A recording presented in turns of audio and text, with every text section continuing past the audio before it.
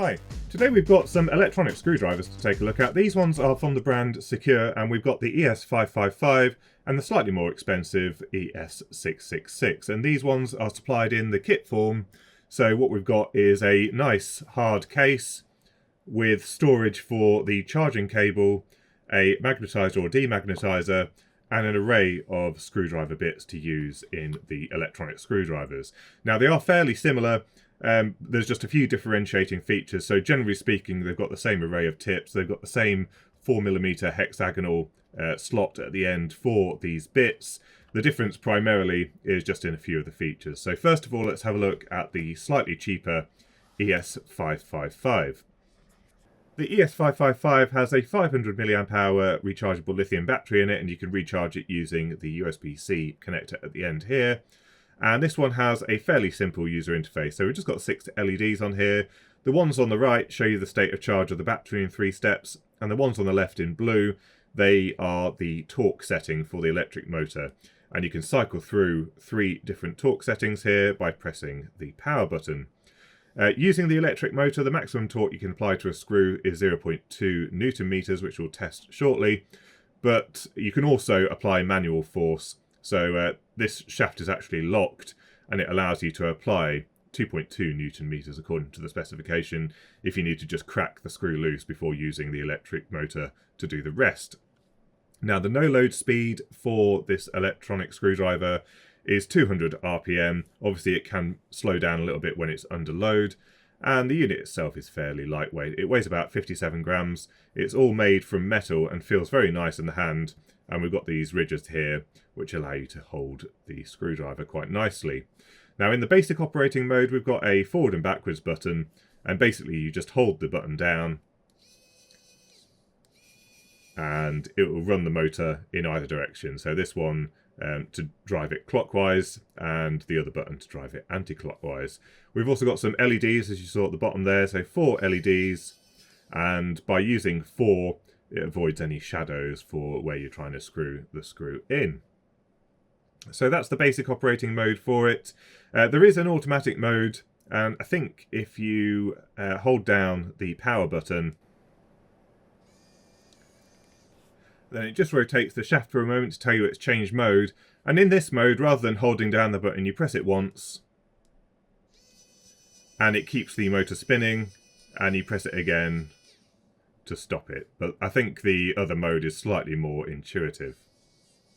Here's the ES666. This one is slightly different in that we've got an OLED on the front of this one. So this is a 128 by 32 pixel OLED, and if we turn it on, you can see that in action. Other than that, there's just a few differing specifications. So this one has 7 different settings for the torque. We've got a slightly larger battery, 600 mAh, and also slightly faster motor. This one can rotate at 250 RPM, which you can possibly just hear the slight difference in pitch. It still has the same arrangement of LEDs at the bottom here, and the same 4mm hexagonal shaft here for putting in the various screwdriver bits.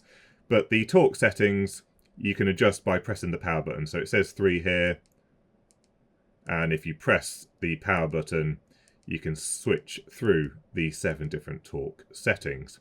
Then if you hold the power button for a little bit longer, it will enter the menu. So the first option, and the menu does time out slightly too quick really, but the first option there which said shut and then 10, that is the shutdown time. So unlike the other screwdriver, this one you have to physically power up and shut down because of the electronics that's running on this one. If you leave it unattended on your bench for 10 minutes, it will shut down completely. You have to power it up using the power button again. The next option is the mode. So we've got 3 different operating modes. We've got sensor, fixed, and then automatic. Now if we go back to sensor mode, this one's a little bit different to what we've used before. So in this case, when you press the button, it doesn't actually do anything, and it starts rotating when you twist the screwdriver in either direction. So as if you were about to unscrew it anyway, when you hold the button, if you twist it to the right, it will start turning clockwise, and if you twist it to the left, it will start turning anti-clockwise, which works really quite nicely, and it's quite intuitive actually. The next option we've got in here is to do with the orientation of the OLED, so you can flip it depending on whether you're right-handed or left-handed. Then we've got the illumination, so at the moment the LEDs at the end are turned on, but if you want it off for some reason you can turn that off with that menu item. Then we've got a menu saying action, which is the sensitivity to that rotation, so that's currently set to maximum sensitivity, but you can turn it down should you wish to. Then we've got the language and then the version number, and this one does have software that can be upgraded using the USB port.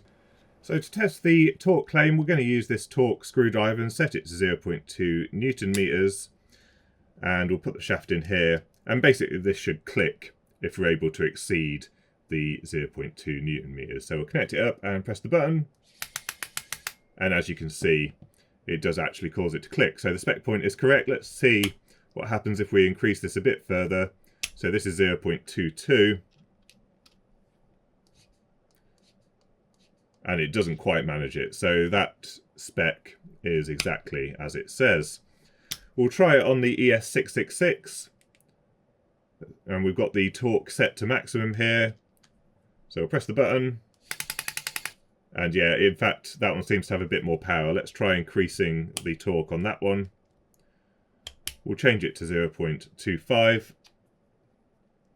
And press the button. And it did manage it once, but that one definitely seems a bit more powerful. At 0.22, I think it'll have no problem rotating this. Yeah, so this one's got a slightly more powerful motor. So yeah, the torque claims are accurate. Let's see how it works with actually screwing some screws in and out. Here we've got my little lighting project, which I really need to finish off, but we've got some M3 screws here into these nylon standoffs. Now, typically the standoffs that are made from metal, these screws just fly in, but for some reason the nylon ones are a little bit tighter and provide a little bit of resistance. So let's see what happens if we try and undo these screws. So we've got it in automatic mode, so we should just be able to twist it to the side here. And it screws that in quite nicely. And then screw it back in. And then if we need to just nip it up a little bit by hand, you can just give it a little bit of an extra turn at the end there. And the same with this one. Let's see if we can undo it.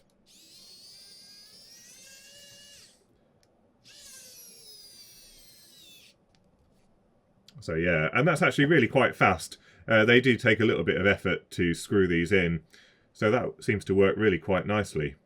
And then we've got the ES555. So we'll try and undo this screw that we've just done up with the 666 version. And it doesn't quite manage it, so we have to give it a little bit of extra help. And it does bog down a little bit more, as you heard. And doesn't quite manage to tighten it up all the way. There's quite a bit of travel still. So the ES555, despite meeting its torque claims, definitely isn't quite as powerful as the ES666. And this one is the screw that I nipped up a little bit by hand. So we'll have to give it a help.